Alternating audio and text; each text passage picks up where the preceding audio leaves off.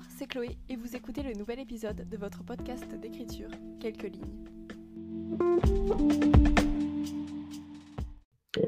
Aujourd'hui, on va aborder un sujet avec lequel j'ai eu beaucoup de mal à me mettre en accord, parce que ceux qui me connaissent peuvent attester que je suis une personne vraiment très peu organisée. Et d'ailleurs, lorsque j'ai commencé à écrire, je le faisais tête baissée en espérant que toutes mes idées me viennent à l'instant T et sans prévoir quoi que ce soit. Pour beaucoup, ça fonctionne, mais lorsque comme moi, on est une personne désorganisée, ça peut très vite devenir compliqué. Alors aujourd'hui, je vais vous expliquer comment est-ce que je planifie l'écriture de mes romans de A à Z, ce qui va vous permettre de vous dégager du temps et faire le moins de fautes possible sur le cheminement de l'écriture.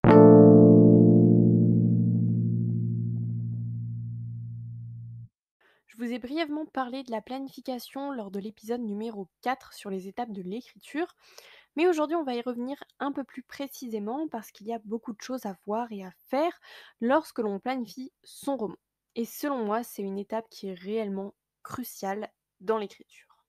La planification, c'est la clé de tout et ça va vous permettre que tout puisse découler beaucoup plus facilement parce que vous n'aurez aucune source de stress extérieure à l'écriture, tout sera prévu.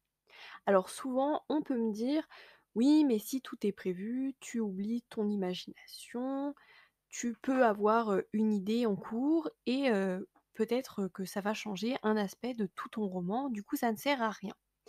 Effectivement, il peut y avoir des choses qui vont changer lors de l'écriture. Mais le plus gros du travail est fait et je peux vous assurer que c'est une réelle satisfaction que de tout avoir fait en amont et de pouvoir seulement profiter de son écriture et pouvoir y aller étape par étape sans devoir tout faire à la dernière minute.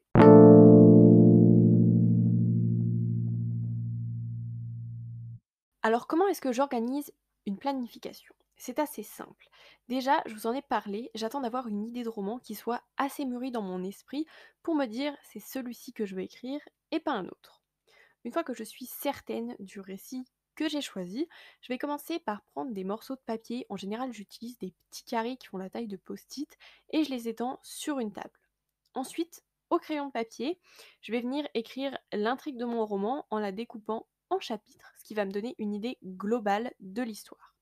Et puis ensuite, tout est une question de cohérence. C'est d'ailleurs l'une des parties qui va me prendre le plus de temps. C'est pour cette raison que je le fais souvent au crayon de papier, parce que c'est l'étape où vous allez passer votre temps à réfléchir, à vous poser les bonnes questions, à changer des choses, modifier, ajouter, supprimer. Donc pour ceux qui connaissent le monde du cinéma, cette étape c'est un peu ce qu'on peut appeler le découpage technique, parce que vous allez faire en sorte de découper chacun de vos chapitres et de vous assurer que tout se suit et qu'il y ait bien un réel fil conducteur à l'histoire.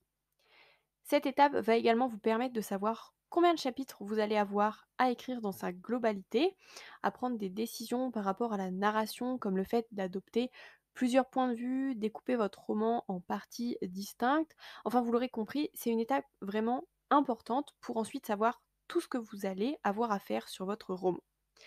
Et bien sûr, dans votre organisation, le fait de réaliser un plan va vous permettre de savoir jour après jour où vous en êtes et d'imaginer combien de temps vous allez mettre avant de terminer votre chapitre ou votre roman.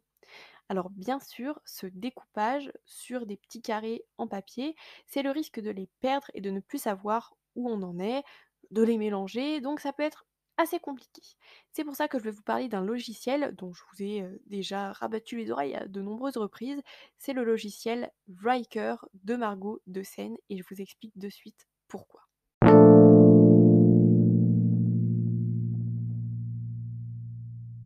Ce logiciel, Writer, est pour moi une pépite parce qu'il va me permettre de réunir toute ma planification, mon écriture, mon avancée de roman dans un seul et même endroit. Alors il faut savoir que pour le moment, moi j'utilise le prototype de Writer puisque l'application en tant que telle n'est pas encore sortie. C'est-à-dire que vous pouvez acheter le logiciel, mais il s'avère que c'est un prototype qui s'ouvre avec Excel. Néanmoins, pour moi, cette version est déjà formidable parce qu'elle me permet de faire plein de choses et je sais d'ores et déjà que lorsque la version définitive du logiciel, qui devrait sortir d'ici la fin de l'année normalement, sera en état de fonctionner, je la prendrai bien évidemment. Alors concrètement, qu'est-ce que je fais sur Writer? Eh bien, je vais commencer par me rendre dans la partie planification et je vais sélectionner le nombre de chapitres que je vais avoir à écrire, puisque je l'avais fait sur mes petits papiers. Donc par exemple, si j'ai 39 chapitres plus un épilogue, je vais rentrer dans ma cellule chapitre 39 et cocher la case épilogue. Sur mon écran vont alors s'afficher 40 petits carrés numérotés, donc je vais ensuite choisir la base pas commencée pour chacun de mes chapitres, puisque je n'ai pas encore débuté l'écriture du roman. Et puis donc, dans tous ces petits carrés, je vais venir reporter tout ce que j'y ai écrit sur mes petits carrés. Et puis, vous savez, vous avez aussi une partie qui est vraiment bien faite, où il est indiqué plusieurs parties et plusieurs narrateurs. Et sur mon dernier roman, Just One Song, j'avais donc 2 narrateurs qui étaient Derek et Valentina. J'ai donc coché la case qui comportait la mention plusieurs narrateurs. Et j'ai ensuite reporté toutes mes remarques de case suivant le narrateur que j'ai inscrit en haut de chaque carré. Enfin, ça s'affiche en fait une fois que vous sélectionnez plusieurs narrateurs. Et ensuite, tout est enregistré sur mon ordinateur. J'ai donc relativement moins de chances de perdre ces notes sur mon ordinateur que sur papier en post-it, vous en conviendrez. Et je n'ai plus qu'à me rendre sur ce fichier pour pouvoir retrouver toutes mes informations.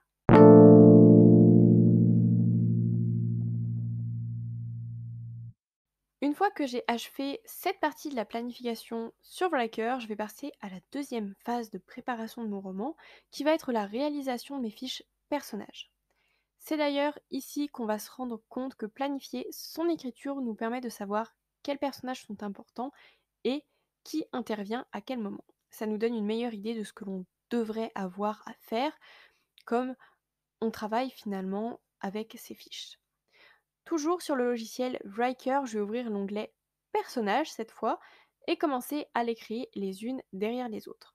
Personnellement, j'ai une manière à moi pour faire ce genre de fiche, c'est-à-dire que je vais commencer par inscrire le nom et le prénom de chacun de mes personnages avant d'aller plus loin. Parce que je sais que je passe beaucoup de temps à choisir mes prénoms et mes noms de famille de personnages par rapport à des origines, des significations, donc je préfère me concentrer sur cet aspect avant d'aller plus loin. Mais une fois que j'ai choisi, que j'ai trouvé tout ce dont j'avais besoin, je vais remplir les autres cases descriptives. Notamment, on a ici l'âge, le lieu de résidence, le lieu de naissance, les qualités, les défauts, les ambitions, le métier, les études, les antécédents familiaux, médicaux, des choses qui le rendent spécial comme des signes distinctifs, par exemple des tatouages, des piercings, etc. Sur le moment, ça peut paraître assez ennuyant à faire ce genre de fiche parce que c'est très long, c'est redondant, et je vous l'accorde, ça peut vraiment être rébarbatif. Mais on en a besoin justement de faire toutes ces recherches parce que parfois on travaille sur certains points qu'on n'abordera pas forcément dans le roman, mais qui va nous permettre de mieux cerner notre personnage. Et ce sont ce genre de petits détails qui peuvent être très importants parce que finalement, on ne va pas forcément revenir dessus et on ne va pas avoir besoin de refaire plein de recherches justement. Et ensuite, lorsqu'on va passer à l'écriture, ça va nous permettre de garder une cohérence qu'on n'a pas forcément lorsqu'on ne fait pas ce travail préparatoire. Donc je peux vous assurer que ces fiches personnages, cette organisation en fiches, ça va complètement vous faciliter le travail. Et d'ailleurs, je me suis rendu compte que personnellement, je faisais moins d'erreurs de cohérence et je me posais moins de questions sur mes personnages en réalisant ce travail.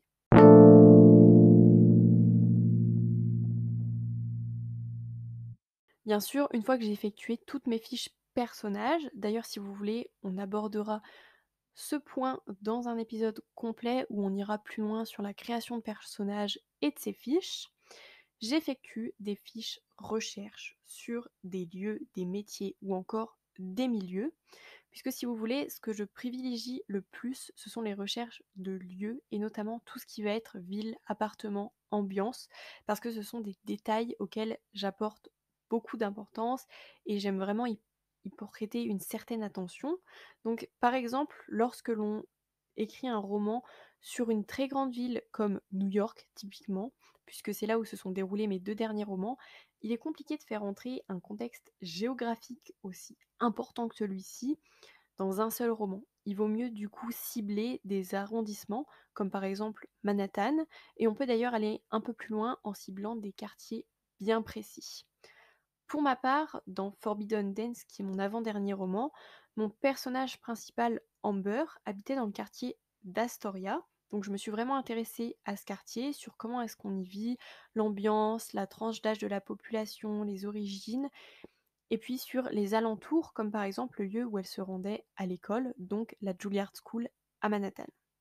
Alors ça peut être normal pour beaucoup d'auteurs de faire ce genre de recherche, mais je vous assure que vraiment ce travail préparatoire où on s'intéresse au lieu de notre roman, ça va nous permettre de nous imprégner d'un certain contexte et c'est assez important puisque pour vous donner un exemple, mon tout premier roman, c'était donc London by Art et ça se déroulait donc à Londres, vous l'aurez compris. Il y avait une scène qui était très importante, c'était une scène de course-poursuite et personnellement, je n'avais jamais mis les pieds à Londres. Du coup, ça aurait pu être une scène qui aurait été très compliquée à écrire. Mais j'étais tellement imprégnée des quartiers qui m'intéressaient, j'avais tellement fait de recherches que je pouvais visualiser chacune des rues où se déroulaient ces événements. Et du coup, ça m'a semblé beaucoup plus fluide, autant dans mon écriture que dans la lecture ensuite. Et puis, on a aussi ce qui va être les fiches métiers. Ça peut être très important pour ne pas faire d'erreur de cohérence, puisqu'on ne connaît pas forcément tous les dessous d'un métier. Et aujourd'hui, on a plein de moyens d'avoir des renseignements. Ça peut être en feuilletant un ouvrage à ce sujet ou en faisant des recherches internet toutes bêtes. Aujourd'hui, il y a plein de sites qui recensent justement les actions, les études, le salaire, en bref, tout ce qui peut être attrait à un métier ou un corps de métier. Donc ce sont des recherches qui sont très importantes avant de se lancer dans l'écriture.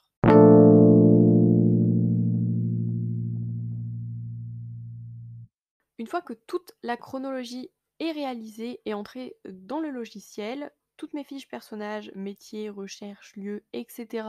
sont également rédigées sur le logiciel Writer. Il ne me reste plus qu'à planifier mes séances d'écriture. Alors, pour beaucoup, je sais que beaucoup d'auteurs, justement, ne font pas ce planning, mais pour moi, c'est important pour que je puisse m'y tenir. Sinon, j'ai un peu tendance à baisser les bras et abandonner. Donc, on en a parlé dans l'épisode précédent sur la productivité. Pour moi, c'est important de se connaître. Je vous ai dit d'ailleurs que j'étais ours, selon le test de Michael Breus, ce qui fait donc que j'ai des heures bien précises où je suis productive et en général, c'est souvent le soir. Je sais donc que la première étape, ça va être de savoir combien mon roman va faire en termes de mots ou de signes selon ce que vous préférez. Personnellement, je parle toujours en termes de mots et je sais que un de mes romans fait environ 100 000 mots. Et puis ensuite, je, je règle selon ce que j'ai à faire, ce que j'ai à écrire. Et par rapport à ces 100 000 mots, je vais justement planifier la période dans laquelle je me trouve, parce que je vous ai dit que j'étais étudiante, donc selon si je suis en cours, si je vais arriver en période de partiel ou si je vais avoir des vacances, eh bien j'ai besoin de prendre en compte tout ça pour effectuer un planning et chaque semaine je vais déterminer un nombre de mots à écrire. Par exemple, j'ai pour habitude de me fixer un objectif de mots d'environ 7000 mots par semaine, soit 1000 mots par jour, donc, puisque je vous ai dit que ces 1000 mots, je les écrivais sur une demi-heure. Et puis ensuite, avec tous ces petits détails, je vais déterminer le nombre de semaines que l'écriture de ce roman va me prendre. Une fois que j'ai réalisé tout cela, la planification de mon roman est terminée et il ne me reste plus qu'à profiter de mon écriture puisque c'est la plus grande partie du travail à venir.